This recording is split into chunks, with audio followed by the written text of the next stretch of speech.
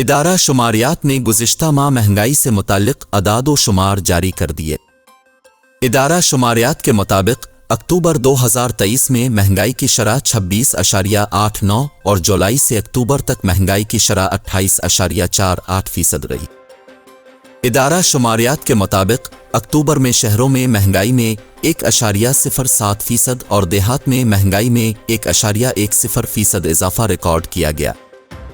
Report में बताया गया है कि एक माह में प्याज 38.7%, सब्जियां 17.7%, फल 6.4%, अंडे 6% और आलू 3.72% महंगे हुए, जबकि एक माह में बिजली 8.2 और मैरिज हाल किराया का 5.4% बढ़ा।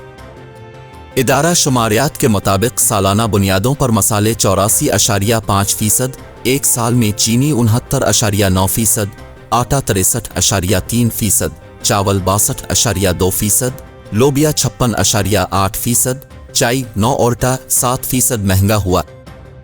इदारा शुमारियात का बताना है कि एक साल में दरसी कुतुब 85%, अद्वियात 36.6%, मोटर फ्यूल 30.8%, जबकि गैस 62.8 और बिजली 50.6% महंगे हुई।